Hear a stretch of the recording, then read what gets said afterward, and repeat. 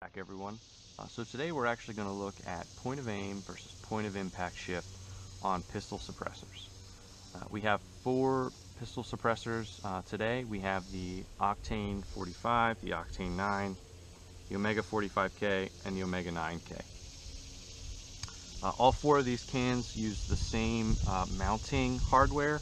So we have the piston, the Nielsen device, and a 3-lug mount. Today we actually used the 3-lug mount because the test gun for all four of these cans was my CZ Scorpion pistol with a SIG brace on it. So we pressed this guy into service.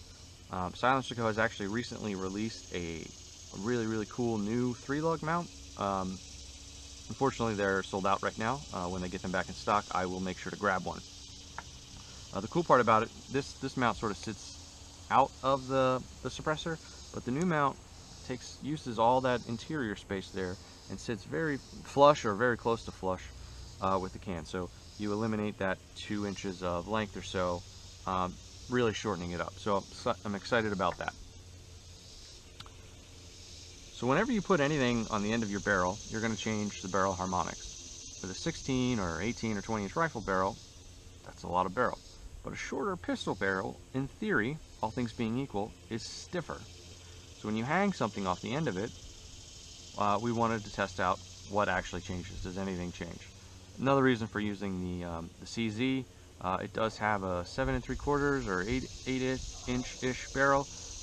With a pistol, it'd be even shorter, but we didn't test that today. So we used the same ammo for all four suppressors. And again, this is super unscientific, but this is the way we did it. I put up a paper plate at 25 yards. The EVO is zeroed at 25 yards with no suppressor, using the exact same 147 grain ammo we used through the cans. And so you can see on the 9K here, we maybe shot a little high and a little, maybe a touch to the right. That was probably just me. And then we did 30 rounds. Sort of line them up. We did 30 rounds, and again we saw high and to the right. It is worth noting that whenever you take off a can, especially with this 3-lug mount, it really does matter which way you clock it. Okay, so you can see you have essentially 3 positions you could put the suppressor in, and it does matter. It will slightly change your point of impact depending on which position you're in. So my recommendation is to sort of keep in mind when you mount the suppressor which way your the print is facing. Is it up?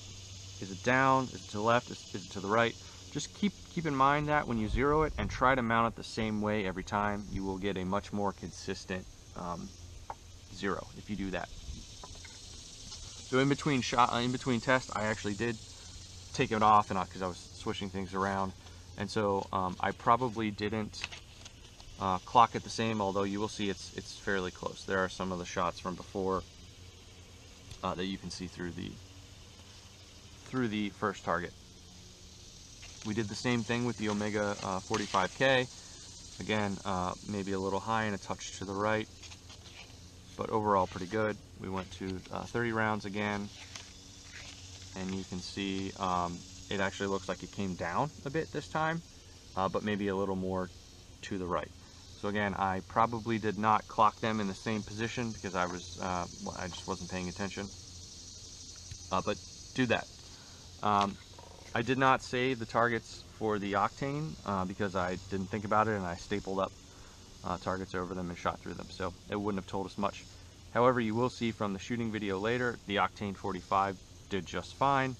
The Octane 9 definitely had some accuracy problems. It looked like it was throwing shots either way low or a lot of stringing. So I took it apart to look at it. There's no visible damage on any of these baffles. I don't think we had a baffle strike. Certainly nothing lead me to believe that we did. So I'm going to give this thing a thorough cleaning and try it out again, and if it still exhibits that lackluster accuracy, I may send this thing back to Silencer Co. To have them replace the baffles.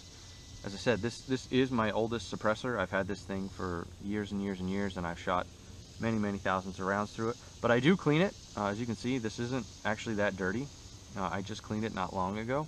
So, you know, we'll see. I will clean it again, and we'll see what happens.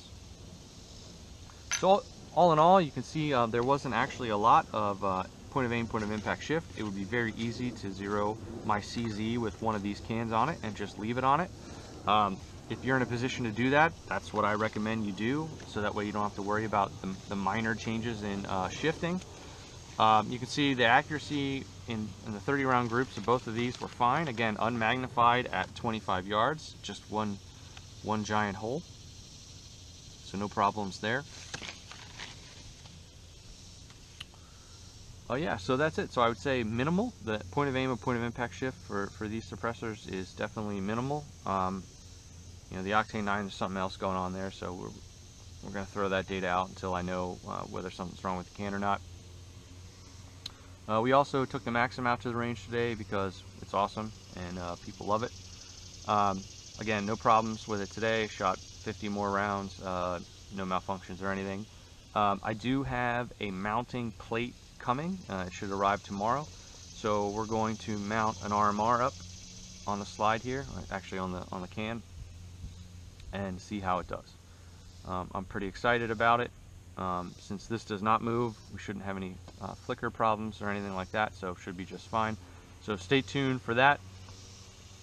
That will be the next episode. We'll have the RMR on the Maxim 9, and we'll do some shooting outdoors. We're also going to shoot hollow points through it because we haven't done that yet. We've got some 147 grain Federal HSTs that we are going to shoot through the Maxim 9 just to make sure it works.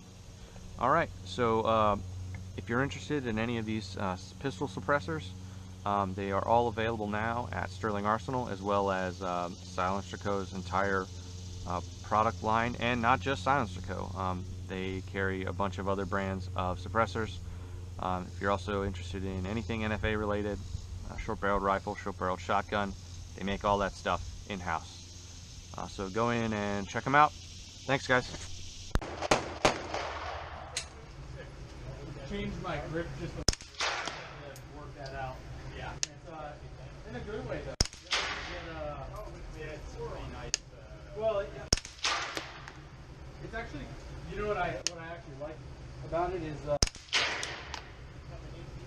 actually this. Surprisingly, this cut right here. When you're coming up, it allows you to find hand placement in a way really nice to close up. But what I noticed is it also, that was 5 rounds. We'll change. Keep this thing going. Go to the Omega 45K now. Cool.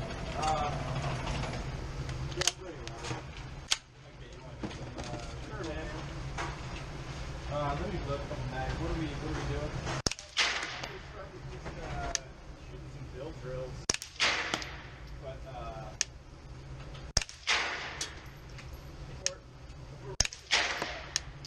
shooting faster. She's shooting an 8.5 by 11, so we'll go bigger. Okay. We can always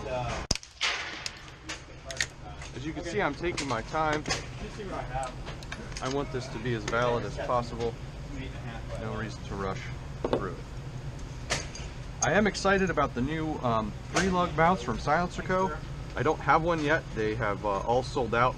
But when they come back in stock, I am going to replace these 2 3-lug mounts with the new version, because they actually sit inside here. So you shorten the the overall package by whatever this is, probably almost 2 inches, 1.75 inches, 2 inches. So that will be cool.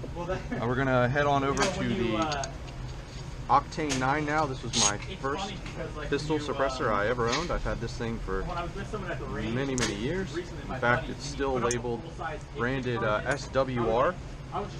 It came with a SWR. The whole person doesn't count. Yeah, ouch. I know. It's like, yeah, the whole person doesn't count. Only this very small. All right, 5 rounds. Right? Octane 9. Shoot somebody in the arm or the leg or the neck.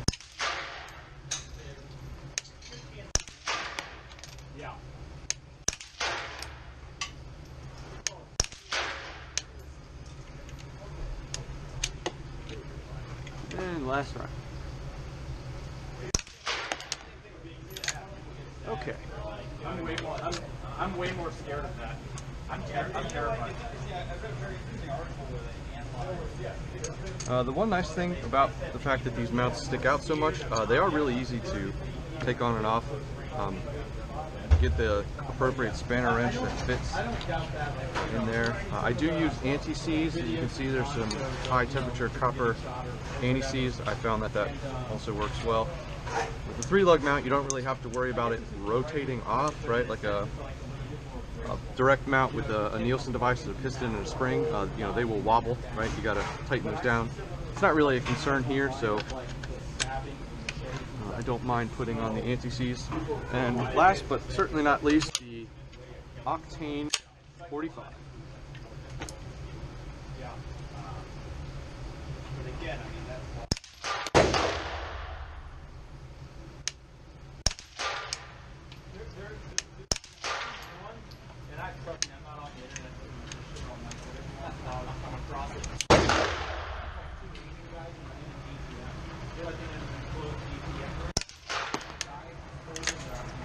Alright, let's see what we did.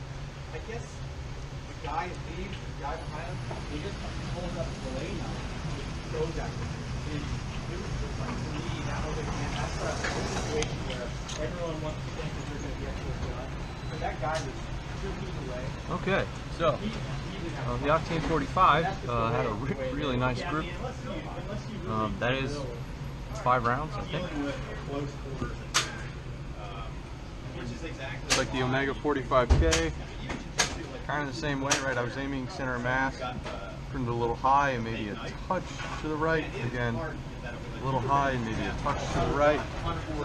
You see on the 9K, a little less high. That's probably a flyer, that's probably me. Looks like most of the group. It's maybe a little lower. And then on the Octane 9, I am not sure what happened here. As I said, this is my oldest can. It has been shot the most. Maybe in need of a baffle replacement. We're gonna put this one back on and try it again. The other. I'm understanding. Okay, so we saw a very similar behavior, although this time the group is actually much tighter. It's just extremely low right. So now, okay, so that looks like it. Put 4 rounds here and then 2 way down low. So I think this can needs to go back to the silencer coat maybe. I'm going to thoroughly clean it and inspect the baffles. But that's not normal. Right? This is normal, this is normal, this is normal. So, there you go. Otherwise, very little, and it's pretty consistent. A little high, a little less high, but still a little high. So you could zero your rifle around that and not expect too much of a POI, POA shift. Thank you. Back at the range with the Maxim 9. A little brighter out here today, so it should be a little better footage.